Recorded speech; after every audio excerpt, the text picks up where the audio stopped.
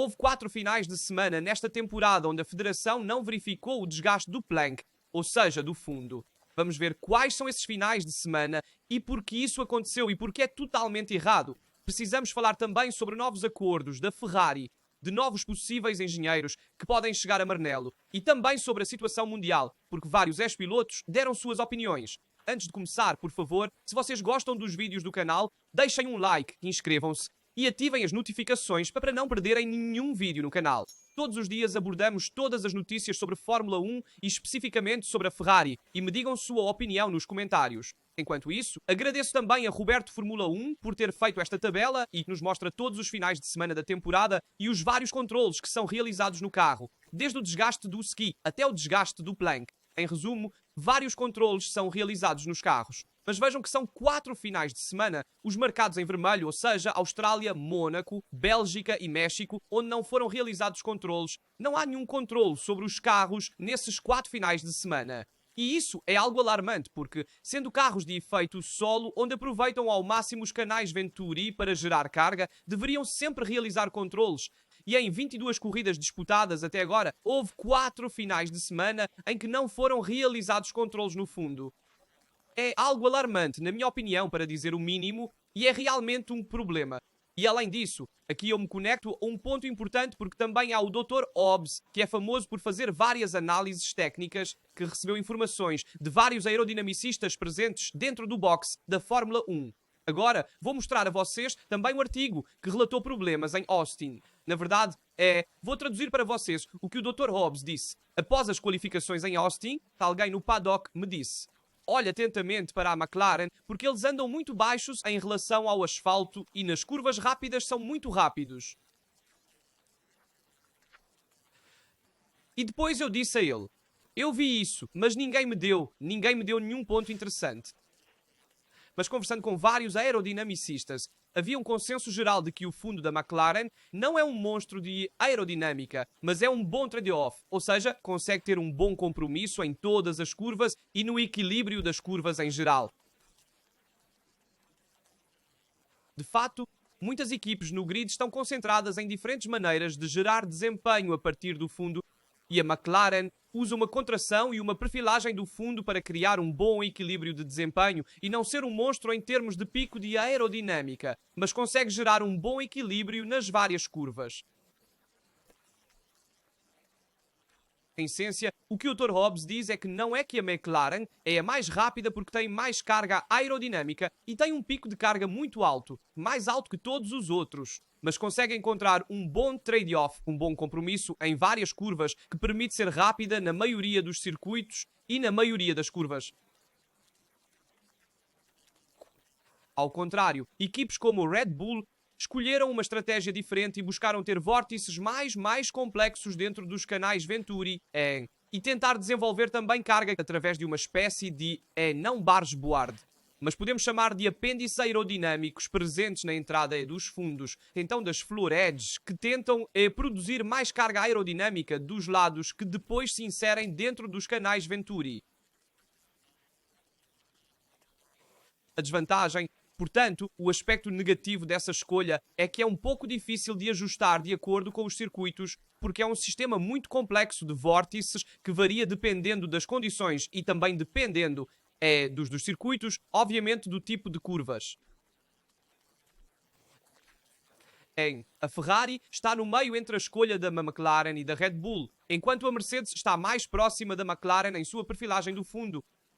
Tanto é verdade que vemos com muita frequência que a McLaren e a Mercedes em condições de pista molhada ou fria são muito rápidas, têm, digamos, uma geração de carga muito semelhante. Ao contrário, Ferrari e Red Bull são muito semelhantes desse ponto de vista e, portanto, têm desempenhos semelhantes dependendo das condições. Vemos essa diferença aqui entre os principais times divididos em 2 e 2, se quisermos. Algumas equipes empurram ao limite nos treinos livres 1 e nos treinos livres 2 para depois voltarem atrás antes da qualificação e, portanto, tentar ficar dentro dos limites permitidos. Essa é uma escolha que várias equipes fazem. Como será então nas próximas corridas? O Dr. Hobbs também faz uma previsão de como será no Qatar e em Abu Dhabi. Obviamente, a consistência da natureza do asfalto fará muito do trabalho dos engenheiros, no sentido de como é o asfalto, se é mais liso, Se é mais, é com desníveis. Depende muito disso e vai ajustar, obviamente, a altura do solo do carro. Na opinião do Dr. Hobbs, ele diz que quanto mais baixos os monopostos correm, mais, obviamente, conseguem alcançar o topo. E então, a McLaren terá a pressão de correr mais baixa ao solo para se proteger da chegada de Verstappen, que está, obviamente, chegando no campeonato e está lutando pelo título junto com Norris e Piastri. Portanto, para a Red Bull, a escolha é dada pela Red Bull. Se a Red Bull conseguir encontrar o acerto certo e enfrentar a McLaren no Qatar, bem, então a McLaren terá a pressão de ter que empurrar ainda mais ao limite e não conseguirá gerir aquela margem de segurança que não conseguiu em Las Vegas.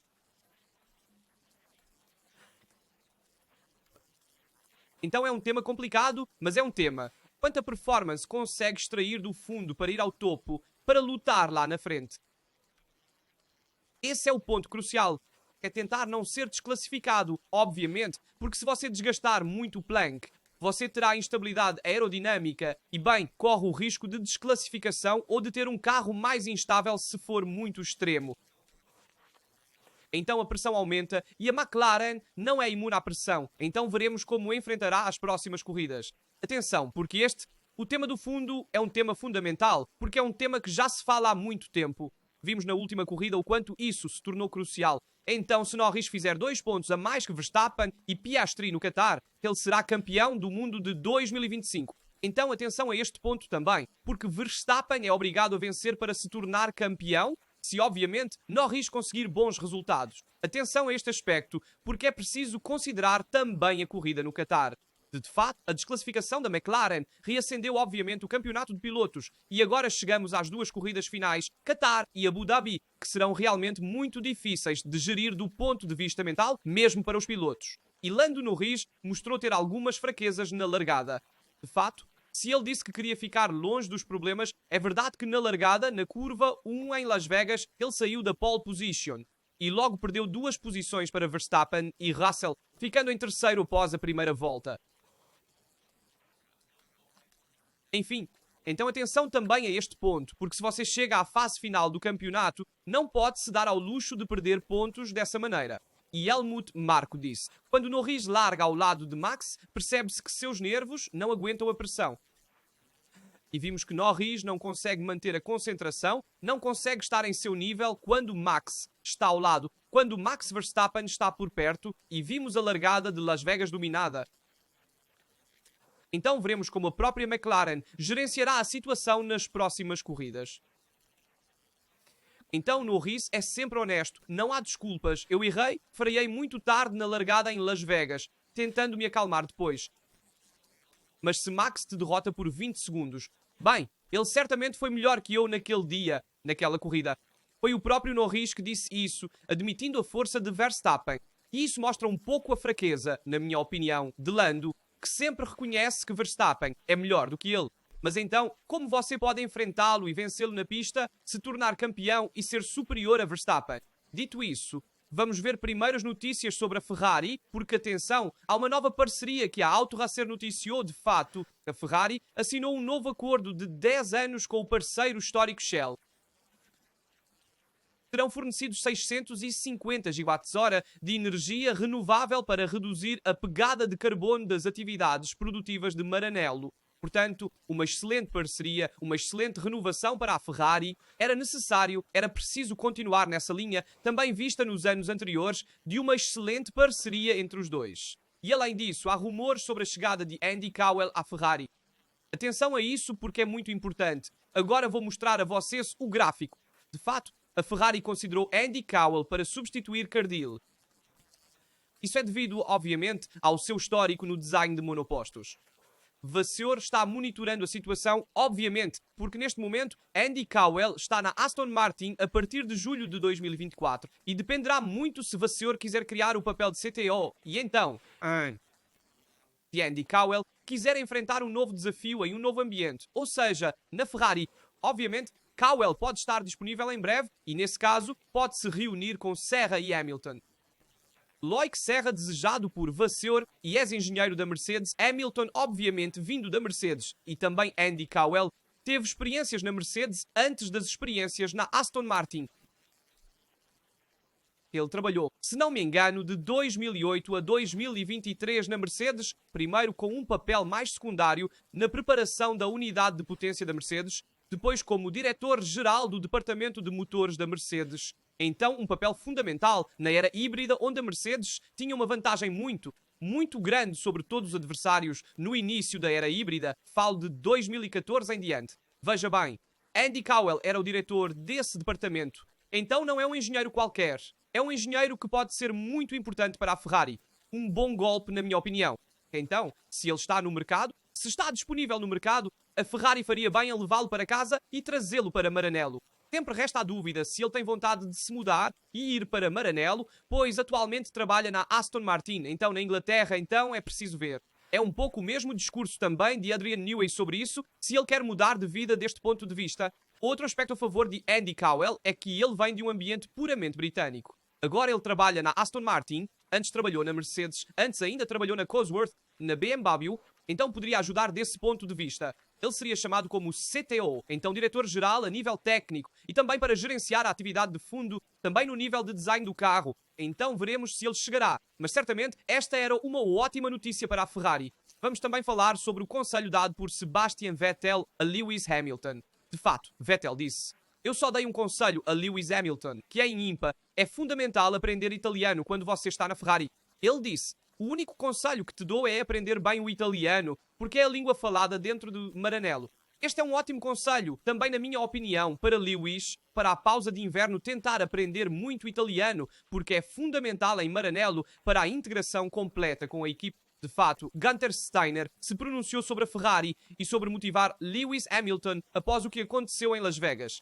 Ele precisa enfrentar o próximo ano com as novas regras, porque ele nunca gostou desses carros com efeito solo na Mercedes. Ele diz: "Desta vez ele estava lutando, mas não era o mesmo Lewis Hamilton do passado da Mercedes." Ou seja, era um Hamilton na Mercedes que não estava indo tão rápido quanto o Hamilton do passado. Isso é o que Gunther Steiner diz, e eu concordo com ele. Na minha opinião, Hamilton nunca gostou deste tipo de carro com efeito solo devido à forma como a carga é gerada e ao quanto o traseiro tem aderência. No próximo ano, com as novas regras, veremos como ele conseguirá se adaptar ao novo carro e se terá novas oportunidades. É claro. E então atenção, pois isso é importante. Gunther Steiner diz: "Se a situação não for boa na Ferrari em 2026, não haverá continuidade. Não continuará em 2027. Ainda tenho 2 corridas disponíveis, uma sprint race, vamos ver como elas vão. Mas eu penso no próximo ano e então tomarei uma decisão sobre o que quero fazer." Ou seja, não vemos Hamilton continuar pelo menos por alguns anos. Como ele também declarou em Montreal, lembro-me que na conferência de imprensa ele disse: "Estou aqui na Ferrari para trabalhar e é um projeto a longo prazo, então significa que estarei aqui por alguns anos para tentar realizar o sonho de Senna, ou seja, vencer na Ferrari." Senna não chegou à Ferrari e é por isso que encontramos Hamilton hoje na Ferrari, tentando trazer o título para casa. É obviamente não nesta temporada, mas nas próximas, porque o objetivo de Hamilton era realizar o sonho não realizado de Senna. Senna queria ir para a Ferrari e havia dito que se as circunstâncias permitissem, ele iria mais cedo ou mais tarde. Seria quase inevitável. Então sabemos o que aconteceu e ele não foi. Hamilton quis realizar o sonho não realizado de Senna. Quero também me conectar a este belo post de sim, que fala sobre a entrevista de Hamilton. Hamilton diz: "O problema é que quando você cresce no automobilismo, na competição, você é colocado em uma caixa. Ouve as pessoas, o esporte, e elas dizem: mas pensa apenas em correr. Quando você é pequeno, quando você é jovem, eu gostava de correr. Mas quando cheguei à Fórmula 1, foi totalmente diferente e eu pensei: uau, alcancei meu sonho, deveria ser a pessoa mais feliz do mundo." Mas quando você chega na segunda-feira após a corrida, vê que a adrenalina cai drasticamente e você quase alcança o ponto mais baixo. Digamos, o ponto mais baixo é porque a energia do fim de semana, que é muito alta, cai drasticamente na segunda-feira após o fim de semana. E depois, é claro, você treina na academia, faz a atividade de rotina, por assim dizer, durante a semana, mas não há nada que preencha esse vazio de adrenalina. Ele diz que muitas pessoas, após se aposentarem de suas atividades, muitos atletas, muitas carreiras de artistas também, se aposentam e depois não sabem mais o que fazer porque não prepararam um plano B, por assim dizer, ou um plano pós-carreira. Aqui está Hamilton. No entanto, sobre isso ele diz que realizou seu plano, que é, digamos, realizar suas maiores paixões, que são filmes e música, e portanto ele quer continuar nesse caminho, ou seja, tentar dar espaço a essas duas paixões após se aposentar.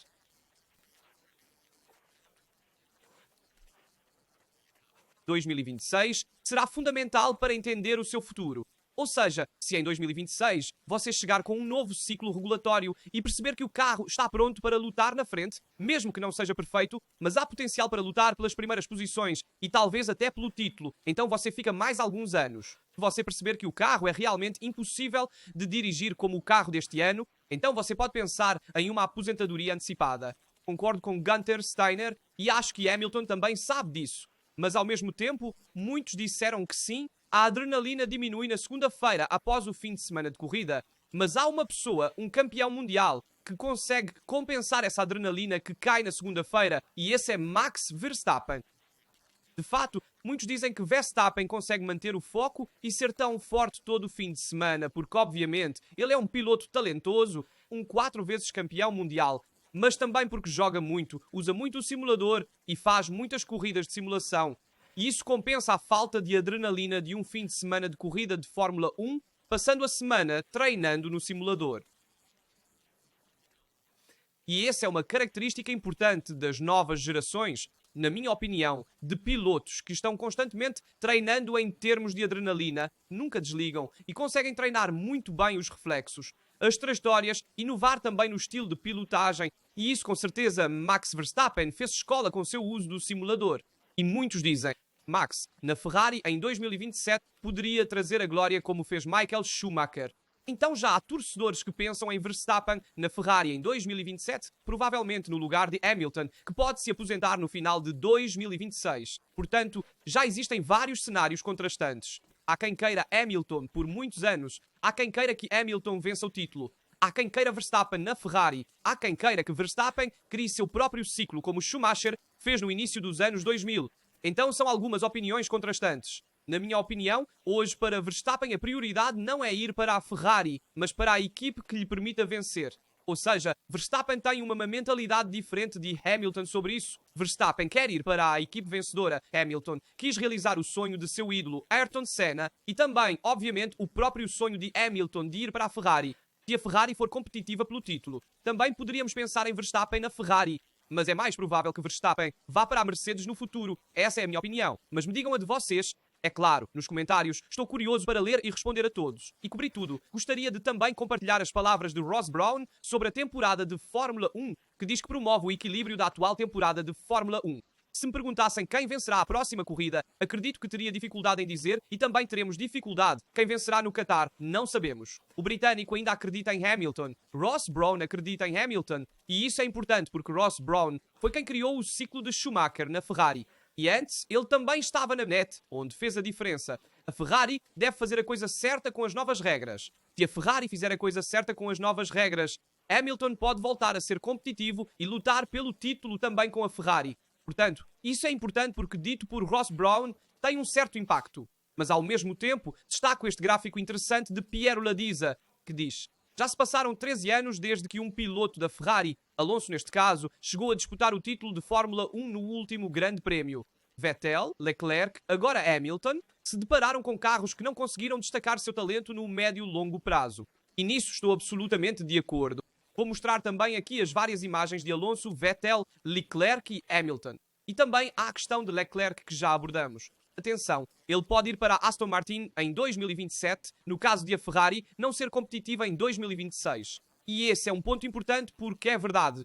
Se a Ferrari se deparar com dois pilotos que depois abandonam a equipe, Hamilton porque vê que o carro não é competitivo e se aposenta, Leclerc vai para a Aston Martin. Bem, a situação é bastante complicada e poderíamos, de fato, falar de um certo fracasso da Ferrari Driver Academy, porque quantos talentos realmente chegaram à Fórmula 1? Porque o melhor piloto da Ferrari Driver Academy, Charles Leclerc, isso é certo, é da própria Ferrari porque não conseguiu dar a ele um carro competitivo no médio e longo prazo. Charles tem 28 anos e não pode esperar eternamente. E eu concordo absolutamente. De fato, Charles, se ele for para a Aston Martin, eu entendo. Ele quer tentar construir sua carreira também em outra equipe e tentar vencer. Porque no final das contas, o que importa, a coisa mais importante, é vencer na Fórmula 1. Lembro vocês, é claro, de deixar um like, se inscrever, ativar as notificações para não perder nenhum vídeo no canal.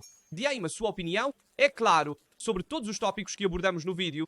Desde a questão do assoalho, a competitividade no Qatar, as declarações de Norris, de Helmut Marko, de Verstappen e também sobre o próximo Grande Prémio, e também a questão, é claro, dos técnicos da Ferrari, parceria com a Shell e a chegada de Andy Cowell, e obviamente também a questão Hamilton Verstappen. Estou curioso para ler e responder a todos os seus comentários. Dito isso, nos vemos no próximo vídeo.